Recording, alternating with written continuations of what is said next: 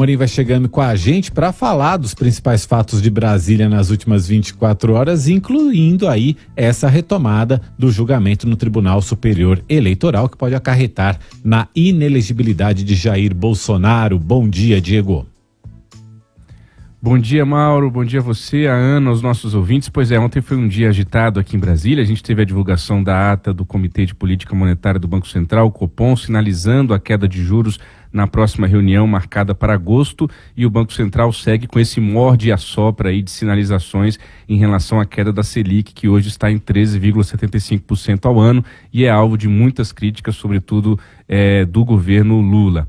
Tivemos também a divulgação, como noticiamos há pouco, do Plano Safra, um Plano Safra que vai até o ano que vem, uma previsão de 364 bilhões em créditos rurais para médios e grandes produtores, dentro daquele contexto do governo Lula tentar se reaproximar, refazer laços e pontes com o agronegócio brasileiro, que apoiou majoritariamente Jair Bolsonaro nos últimos anos. Mas o fato mais contundente de ontem aqui em Brasília foi, claro, a retomada do julgamento no Tribunal Superior Eleitoral, que pode acarretar na inelegibilidade de Jair Bolsonaro, com o voto do relator, o ministro Benedito Gonçalves. Há uma expectativa de resultado desse julgamento ainda antes do recesso de julho aqui em Brasília, o recesso do judiciário que começa na próxima sexta-feira. Então, só para o nosso ouvinte se situar, amanhã, quinta, será retomado esse julgamento com o voto dos demais ministros e, se necessário, já há uma sinalização por parte do presidente do TSE, ministro Alexandre de Moraes, de se convocar uma sessão extraordinária para sexta-feira,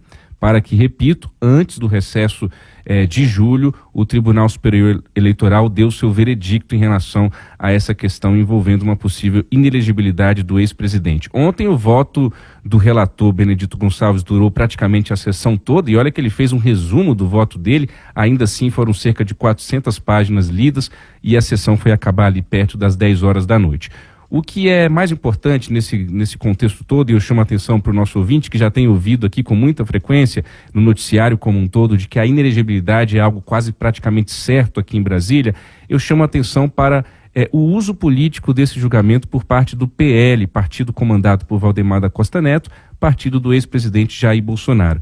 O PL, Mauro, Ana, tem apostado na visibilidade desse julgamento para apresentar Jair Bolsonaro como um Marte aqui em Brasília. O nosso colega jornalista Josias de Souza escreveu essa semana, inclusive, um artigo sensacional sobre isso, com um título muito interessante. Ele disse o seguinte: Valdemar saboreia o pão que Bolsonaro amassou.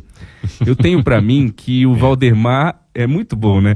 O Valdemar não precisa mais do Bolsonaro. O que o Bolsonaro tinha para dar para o Valdemar, ele já deu, que foi esse retorno do Valdemar a poder e mais expectativa de poder, como você, Mauro, costuma dizer muito bem. E além do poder, a expectativa de mais poder, né? Então o Valdemar, ele está de olho na quantidade de prefeitos que ele vai poder fazer no ano que vem, nas eleições municipais. O Valdemar está de olho na quantidade de deputados federais, sobretudo, que ele vai poder fazer em 2026, se ele pavimentar direitinho esse caminho nos municípios e nos estados no ano que vem. Porque eu relembro ao nosso ouvinte que é a quantidade de deputados federais que determina a fatia do fundo partidário que vai para cada partido. Então, no fim das contas, o PL e o Valdemar está se aproveitando de toda essa situação, está se aproveitando da situação política do Jair Bolsonaro, muito fragilizada nesse momento, para fazer os seus ganhos como partido. O PL também tem o sonho de assumir a presidência da Câmara, hoje nas mãos de Arthur Lira, que é do PP, o Partido Progressista de Ciro Nogueira. Se o Valdemar faz uma bancada considerável em 2026 de deputados federais, ele pode sim voltar a pensar com mais força em ter o PL na presidência da Câmara. A deputada federal Bia Kicis, do PL aqui do Distrito Federal, admitiu que o Valdemar da Costa Neto entendeu todo esse movimento e vai usar sim a força eleitoral do Bolsonaro a favor do partido. Vamos ouvir a deputada Bia Kicis. Com relação ao que o presidente Valdemar pretende fazer, né, eu acho que, na verdade, quem está tornando o Bolsonaro esse mártir, talvez, é o próprio TSE, né? E as pessoas não gostam de injustiça. Então, quando as pessoas veem alguém sendo injustiçado, as pessoas costumam apoiar, se solidarizar. Então, na verdade, o Valdemar apenas entendeu isso que está acontecendo, esse movimento, e claro que ele vai usar essa força do Bolsonaro, essa força eleitoral dele, a favor do partido. É isso, Mauro. Esse é o sentimento no PL. Usar toda essa questão do Bolsonaro e a inelegibilidade dele, que é praticamente dada como certa aqui em Brasília, para fortalecer o movimento e o partido, Mauro. São animais da política, animais no bom sentido, no sentido de ter o faro de saber fazer do limão uma limonada, de ter o faro, falar assim, olha, esse fato aqui, como é que eu saio ganhando com isso aqui? Como é que eu consigo mais poder? Como é que eu consigo atrair mais gente para o meu lado? Nisso a gente tem que admitir que o Valdemar é bom, né, Diego? Vamos chamar para conversa agora o João Gabriel de Lima, continuar falando sobre a política e seu jogo? Nova Manhã. Jogo da Política, com João Gabriel de Lima. João Gabriel de Lima aqui com a gente hoje para falar do censo, né? O censo vai ser divulgado hoje e pela primeira vez, pelo menos dados preliminares do censo serão divulgados hoje, e pela primeira vez o censo fez um levantamento completo de comunidades indígenas. Bom dia, João, tudo bem? Bom dia, Mauro, bom dia, Ana. A gente está sem o áudio do João, a gente está conseguindo ver a imagem do João pela internet, mas a gente está sem o áudio. Será que está faltando em algum lugar apertar um botãozinho aí? Vamos ver aonde que é. Acho que agora sim, João. Não. Perdemos. Tá ainda aí? Vamos esperar mais um tiquinho, ver se a gente consegue conversar com o João Gabriel de Lima, que vai falar sobre o censo brasileiro, censo que já está atrasado em 2 anos, né? Deveria ter sido divulgado em 2020, aliás, já está atrasado em 3 anos, mas que hoje deve ter aí pelo menos seus dados preliminares divulgados. Temos o João? João, tudo bem? Você nos ouve? Eu acho que a gente teve uma interrupção no sinal da internet com o João Gabriel de Lima. Vamos ver se a gente consegue reconectar com ele.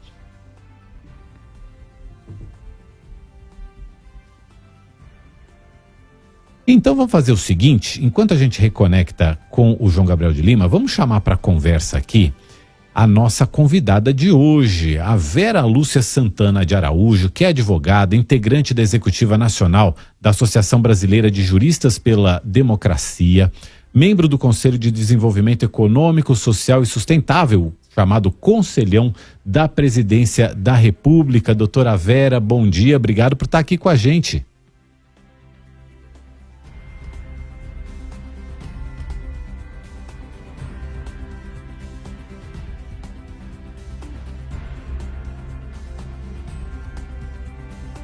Doutora Vera, a senhora nos ouve?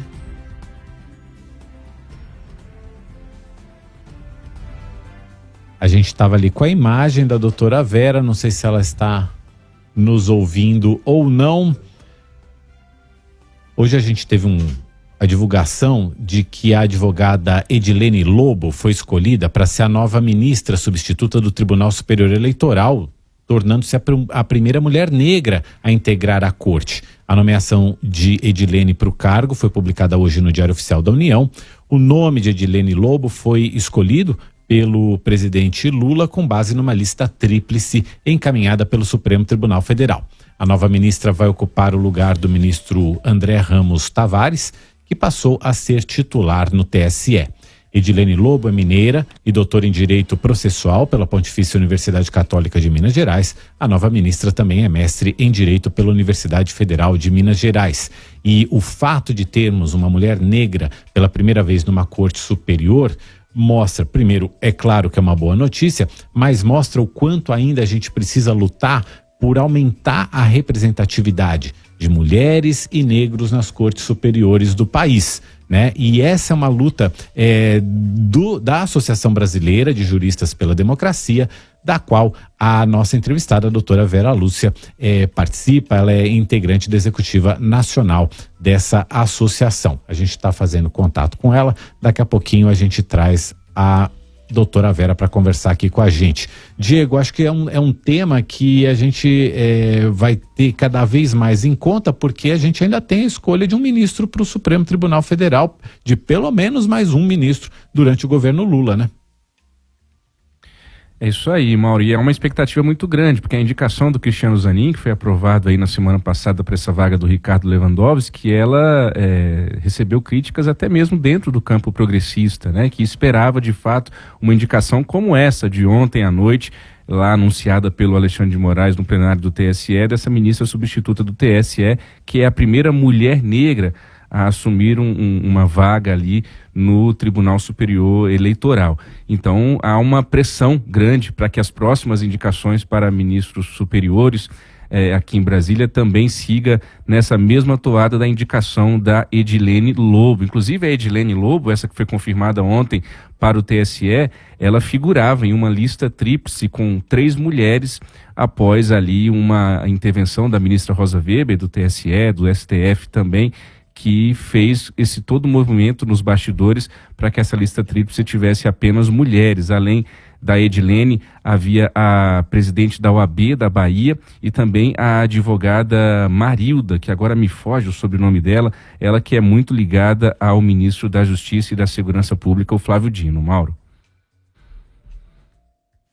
São temas que a gente precisa estar cada vez mais de olho, porque o olhar às vezes é diferente, né? Quando você tem a diversidade para qualquer ambiente em que a gente esteja é importante. Então, assim, a gente não dá mais. Tem um dado até, Diego, que é o seguinte: na história do Supremo Tribunal Federal, até hoje, só 3 mulheres ocuparam cargo de ministras. E também só 3 negros ocuparam o cargo de ministras. E são aí 170, se não me engano. Acho que o Cristiano Zanin é o 170º ministro do Supremo Tribunal Federal. Quer dizer, numa população brasileira onde a gente tem a maioria de pessoas que se declaram pretas ou pardas, é impensável isso num dia de hoje, né? 3 mulheres, né? Eu estava aqui rapidamente lembrando. Tivemos então a Ellen Grace e atualmente as ministras Carmen Lúcia e Rosa Weber, né? São as 3 únicas mulheres que assumiram aí vagas no Supremo Tribunal Federal. Eu citei a advogada Marilda agora, Mauro, e não me lembrava do sobrenome dela, é Silveira. Só para fazer jus aqui ao nome dela, é Marilda Silveira. Ela também figurava nessa lista tríplice, mas não foi a escolhida do presidente Lula para essa vaga lá no Tribunal Superior Eleitoral. O presidente Lula, ele foi eleito no ano passado para esse terceiro governo muito com esse discurso da representatividade, né? Até mesmo na escolha do ministério ali havia muita pressão da militância para que ele de fato colocasse em prática essa presença mais feminina, essa presença mais contemplando a diversidade brasileira na sua esplanada, e isso vai continuar, essa pressão vai continuar ao longo de todo o mandato sobre o presidente Lula. Mauro. Pois é, a gente está tentando aqui o contato com a Vera Lúcia. Ela estava conectada na internet com a gente chegou a ver a imagem dela aqui no YouTube, mas a gente não está conseguindo contato com ela, nem por telefone. Mas a gente vai botar na linha aqui o João Gabriel de Lima. A gente conseguiu contactar o João Gabriel de Lima, que ia falar sobre o censo, né, João? Bom dia para você. Pois é, bom dia. Bom, eu ia falar do censo, quer dizer, a gente está discutindo aí assuntos que são muito importantes, né? A gente tem aí a possibilidade do ex-presidente ficar inelegível, mas eu queria só chamar a atenção para essa questão do censo, porque dentro de toda essa montanha-russa de emoções que é a política brasileira, né, sempre tem notícias muito importantes. Essa é uma notícia muito importante e que não pode passar ali desapercebida, né? O que a gente tem aí é o seguinte: a gente vai ter hoje a divulgação do primeiro censo desde 2010. O censo é muito importante porque, bom, todo governo que é eleito, ele é eleito para aplicar determinadas políticas públicas. Mas só é possível fazer políticas públicas se você conhece os dados, você conhece os números para fazer políticas públicas eficientes, né? E eu queria usar esse exemplo da Amazônia, que eu falei aí, porque eu achei um exemplo muito interessante que eu citei na minha coluna. Foi a primeira vez que foi feito um censo real, um censo realmente completo dessa região, que é uma região tão importante do Brasil. E o símbolo disso foi, pela primeira vez também, a gente tem um censo completo da terra indígena Yanomami, que foi algo muito complexo, foi muito difícil de ser feito, porque são lugares de muito difícil acesso. Houve 5 ministérios que participaram de toda essa força-tarefa do censo. E a questão da Amazônia é muito interessante, porque ela ilustra bem porque é importante você conhecer para fazer políticas públicas. Por acaso, quer dizer, eu não fui para a Amazônia por causa do censo, mas hoje eu estou no Rio de Janeiro, mas eu estava na Amazônia nessa semana.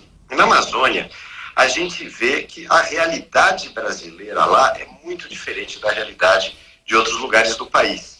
Por exemplo, eu estive num município chamado Novo Airão, que o município é do tamanho de um país, é do tamanho da Suíça, ele tem a mesma área da Suíça. Ao lado tem o município de Barcelos, que é o município do Amazonas, que é o maior município do Amazonas. Ele é maior que Portugal. Portugal é o país que eu moro. O único município no Amazonas é maior que Portugal. Esse município de Novo Airão, eu fui visitar algumas escolas no município de Novo Airão. Você tem 85% do município é floresta preservada, é parque nacional, e você tem várias escolas que são em comunidades que ficam na beira do rio, comunidades muito pequenas. E como é que são essas comunidades? Essas comunidades são lugares que, para fazer uma escola, você precisa, por exemplo, de diesel para levar professor de barco, porque não são atingíveis, não dá para você atingir por por autoestrada. Então você precisa levar os professores de barco, você precisa ter lugar para hospedar os professores, porque eles não podem ir voltar no mesmo dia. Você precisa levar alunos de uma comunidade para outra. Todas essas realidades são realidades muito diferentes das realidades urbanas. E o censo capta essas realidades e consegue informar o poder público para criar políticas públicas para esses lugares. Porque o Brasil é muito diverso, o Brasil é muito complicado, e o Brasil precisa ser conhecido. E o censo é essa ferramenta, né, João? Pois é, com o censo você sabe não apenas quantas pessoas existem numa região, mas você sabe quantas são e quantas não são alfabetizadas, quantas crianças estão na escola e quantas não estão, como são as escolas, qual a distância de uma a outra, como é que faz para levar um professor de um lugar para o outro, e a partir daí o poder público pode medir quanto ele vai precisar de verba. É muito mais difícil você abrir uma escola em Novo Airão ou em Barcelos, é muito mais caro do que você fazer isso em São Paulo ou Rio de Janeiro, que você pode levar um professor com vale transporte e não com barco. Pois é a forma da gente conhecer o Brasil. E esse atraso que teve no censo, não sei se o Diego quer também fazer alguma colocação, né? A gente teve uma pandemia no meio do caminho, mas a gente teve também falta de verba para fazer o censo. Quer dizer, isso é inadmissível, né? Para quem quer pensar em política pública, né? Com certeza, Mauro. Eu fico vendo toda essa discussão em torno do censo e é de um amadorismo, porque um país sem dados é um país na cegueira, né, João, Mauro? Assim, se você não tem dados, ainda mais nesse mundo que a gente está hoje, de fake news, de desinformação, de todo mundo comentando sobre tudo, um país sem números, sem dados, sem prezar pela estatística, não priorizando isso, é um país que está na cegueira, que está fazendo as coisas sem ter muita base sobre o que se está fazendo, né? Essa retomada do censo é fundamental. Agora, eu também fico ainda impressionado com a nossa magnitude, com o tamanho desse país. O João vai falando de uma cidade que tem o tamanho da Suíça e por aí vai. Esse nosso Brasil é muito grande e diverso, por isso a importância da estatística, Mauro. É isso. O João ainda está na linha com a gente? O João nos ouve? Tá aqui. O Diego falava da magnitude do Brasil, né? Que é espantosa. Então, é muito grande. O Brasil é muito diverso, né? Então você tem lugares que são muito diferentes. E aí a questão interessante é essa desigualdade regional do Brasil. Ela não é uma desigualdade só de dinheiro, não é uma desigualdade só de verba. É também de verba, né? Você tem estados muito ricos e estados muito pobres, como nos Estados Unidos, por exemplo. Mas no Brasil ainda é mais diverso. Mas é até uma diversidade geográfica, né? Você tem, por exemplo, se você sai do eixo de São Paulo, você tem o Nordeste, que é um lugar seco, árido, e que tem os seus problemas, e que tem as suas carências sociais, e que tem a ver também com o clima. E você tem a Amazônia, que tem um outro tipo de carência, que é um lugar abundante, é um lugar onde as pessoas não passam fome porque tem muito peixe. Mas é um lugar onde, para uma política pública chegar num lugar, precisa de barco, precisa de motor, precisa de gasolina e precisa percorrer distâncias que são do tamanho da Suíça de Portugal. Isso é incrível. João Gabriel de Lima, muito obrigado por hoje e até quarta-feira que vem a gente espera que com melhores condições técnicas para todos nós, João, mas valeu pelo esforço, tá dado o recado, obrigado por hoje. Diego, obrigado por hoje também e a gente pede desculpas aos nossos ouvintes, às nossas ouvintes e à própria doutora Vera Lúcia. A gente vai remarcar a entrevista com a doutora Vera Lúcia para que ela possa falar sobre a questão da baixa representatividade de mulheres e negros nas cortes superiores do Brasil. A doutora Vera Lúcia tem muito a dizer sobre isso, muito a colaborar com esse debate aqui com a gente. A gente teve problemas técnicos, não conseguimos completar a nossa entrevista, não conseguimos nem começar a nossa entrevista, mas a gente promete remarcar e trazer para você. Diego, obrigado por hoje. Obrigado, Mauro. Até amanhã. Até amanhã.